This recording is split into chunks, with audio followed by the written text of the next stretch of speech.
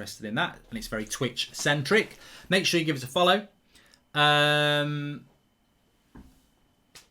Makaleli was overrated. He was very good.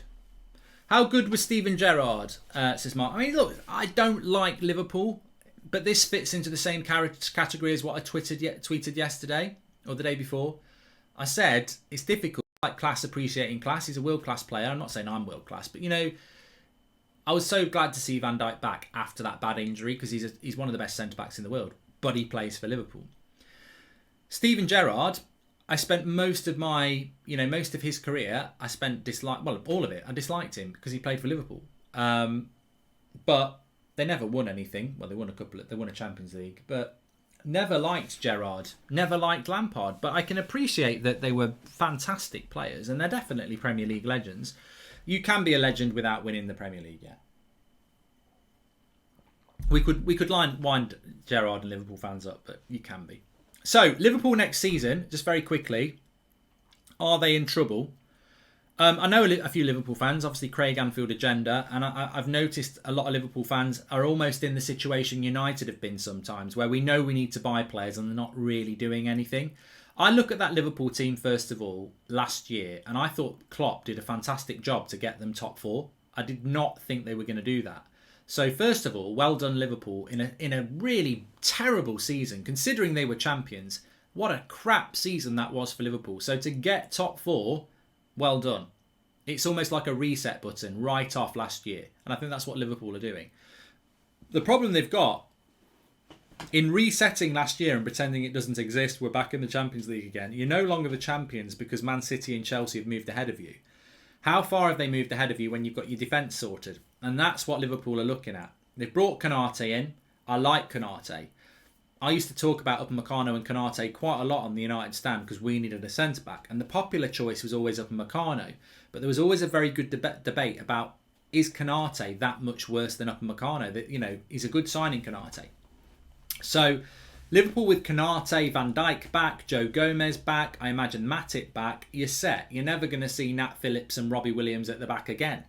So, centre-back situation for Liverpool is sorted, and that will change a lot.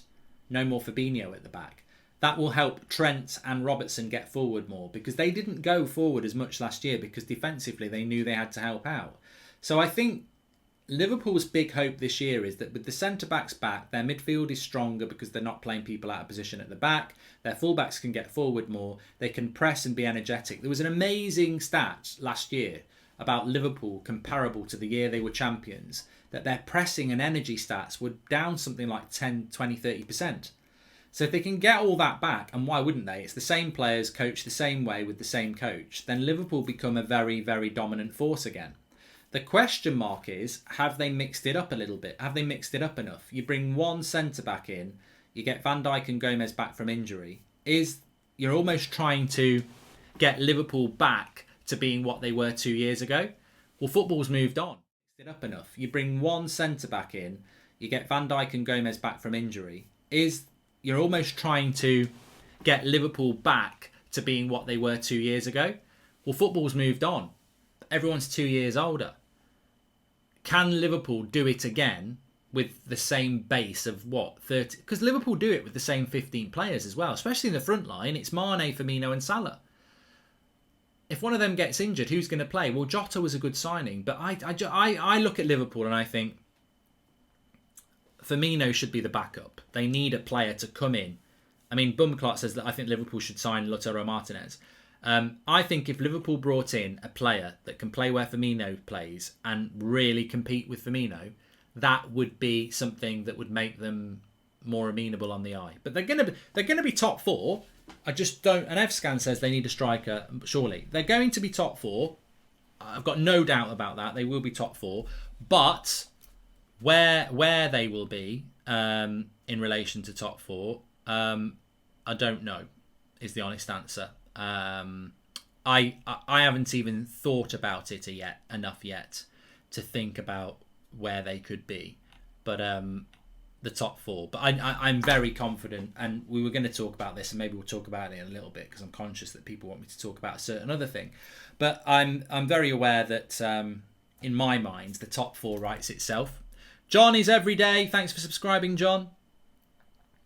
But yeah, I think the top four is Man City, Chelsea, United and Liverpool. And maybe it's in that order, maybe it's in a different order. But I think it's very difficult for Leicester, Arsenal, Tottenham, Everton and anybody else who wants to join the party to break into the top four. Of course, everybody starts on the same points and everyone's got the same opportunities. Of course they have. But I think it's going to be very, very difficult for them to break in because the squad depth of the Man City and the Chelsea eclipses Arsenal. I mean, Arsenal and Spurs, the bench of Man City and Chelsea is probably better than their first team. So it's very difficult for them. I think Liverpool are vulnerable. I do think Liverpool are vulnerable because they've got, if they get injuries again, we've seen what can happen to Liverpool when they lose 2 or 3 big players. So Liverpool are vulnerable, but can they be that unlucky again? They might enter the transfer market. And United are vulnerable because there's still that question mark around Solskjaer and the midfield. So there are opportunities. You know, you can't sit there as a Leicester fan, an Arsenal fan, a Spurs fan, an Everton fan and go, we've got no chance of top 4. That's very rarely how football works. But if I was one of those fans, I'd write Man City and Chelsea off as top 4 and you'd be hoping that Liverpool collapse or United collapse, and that might be the way in. Steve Daly, thanks for subscribing with Prime. You're very, very welcome. You can subscribe with Prime, Amazon Prime. If you wish, I'll drop the link in the video description. You get a free subscription to a Twitch channel of your choice every month through Amazon Prime through that link. There you go. And please give us a follow, which is free. I will do a Premier League prediction video. That'll be coming up early next week, not this week.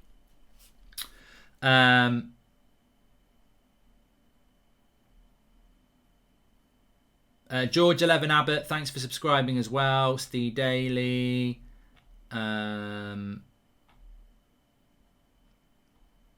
COVID. I mean, I don't really want to talk about COVID, really, but, you know, Matty United, thanks for subscribing. HTTP X Nick, thank you for subscribing as well.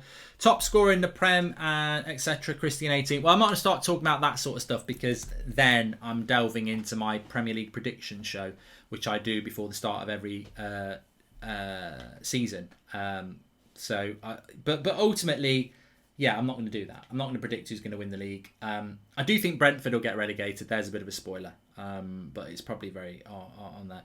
Luke says you'd talk about Clash of Creators at 3:00. Okay, I don't massively know how much people are interested in this. So look, we are talking football talk. What transfer is closest, Koundé or Grealish? Says Dan Bro. They're both going to happen.